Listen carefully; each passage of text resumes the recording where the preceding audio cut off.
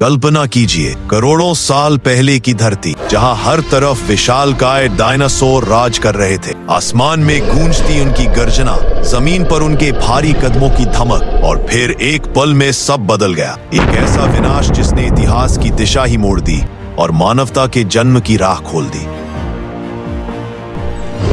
Dinosaur के अंत से लेकर इंसान के उदय तक की रोमांचक कहानी में। वीडियो में आगे बढ़ने से पहले अगर आपने अभी तक चैनल को सब्सक्राइब नहीं किया है तो अभी कर लीजिए और घंटी दबाना ना भूलें ताकि ऐसे ही मजेदार वीडियो सबसे पहले आप तक पहुंचे। तो चलिए शुरू करते हैं। आज से लगभग 6 करोड़ साल पहले धरती एक अद्भुत और विशाल दुनिया थी जिसमें डायनासोर्स का राज था। ये प्राणी उस समय की सबसे बड़ी और शक्तिशाली जीवों की प्रजाति थे। वे अपने आकार, शक्ति और अद्वितीय विशेषताओं के लिए प्रसिद्ध थे। लेकिन लगभग 3 करोड़ साल पहले एक बड़ा बदलाव आया। एक विशाल उल्कापिंड। जब उल्कापिंड धरती से टकराया तो उसने भयंकर गर्मी और धूल के बादल पैदा किए। इसने सूर्य की रोशनी को बाधित किया जिससे तापमान में गिरावट आई। पेड़ पौधे और समुद्री जीवन बहुत तेजी से नष्ट होने लगे। इससे डायनासोर्स के लिए खाना और रहने की जगह घट गई। उनकी आबादी तेजी से घटने लगी। कुछ प्रजातियां तो मिनटों में समाप्त हो गईं, जबकि बाकी प्रजातियों ने धीरे धीरे अपना अस्तित्व खो दिया। इस विपत्ति के बीच मैमल्स, जिन्होंने हमेशा से अपनी छिपी हुई क्षमताओं को पहचाना, उन्होंने अपनी जगह बनाई। वे छोटे आकार के थे और भूमिगत रहने की उनकी क्षमता ने उन्हें इस बुरे समय में बचने में मदद की। धरती के अधिकतम भाग में केवल 10% जीव बच गए, जिनमें से अधिकांश मैमल्स ही थे। महाविनाश के बाद धरती के वातावरण में धीरे धीरे परिवर्तन आया। जब सूरज की रोशनी वापस आई तो मौसम थोड़ा सामान्य हुआ और जीवों के लिए जीवन के नए रास्ते खुले। पिछले 3 करोड़ वर्षों में मैमल्स ने विविधता पाई और कई नई प्रजातियों का विकास किया। इनमें से कुछ प्रजातियां विकसित होकर बंदर बनी, जो आगे चलकर मानवता की नींव बनी।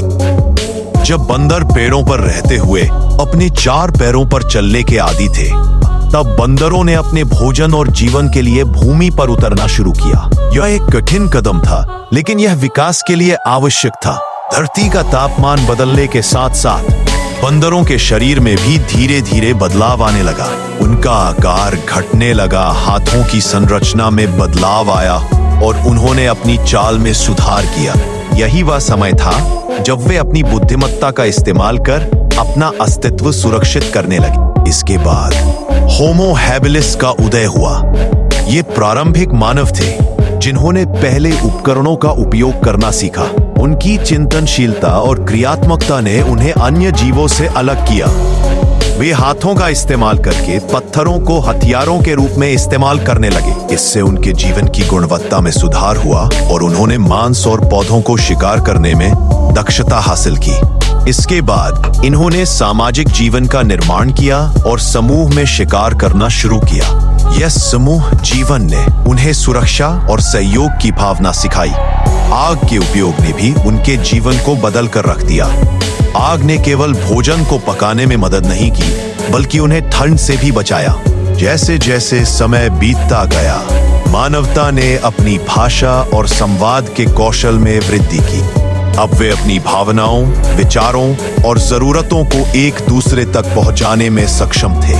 प्रारंभिक सभ्यताओं ने खेती, पशुपालन और व्यापार जैसे क्षेत्रों में उन्नति की। इससे उनकी की हुई गुणवत्ता में सुधार आया और वे स्थायी निवास के लिए नए स्थानों की खोज में जुट गए।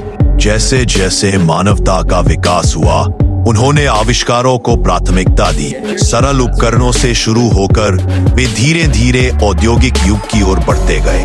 यह एक ऐसा चरण था जिसमें इंसानों ने मशीनों का उपयोग कर उत्पादन को बढ़ाया और अपनी जीवन शैली में सुधार किया। आज हम जिस मानवता का हिस्सा है, वह एक जटिल भूतल पर खड़ा है।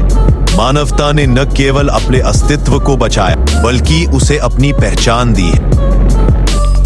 यह केवल जीवित रहने की कहानी नहीं है, बल्कि एक विकास, अनुकूलन और पिछले अनुभवों से सीखने की कहानी है। हमें इस यात्रा का सम्मान करना चाहिए और आगे बढ़ते रहना चाहिए ताकि हम अपने भविष्य को बेहतर बना सके।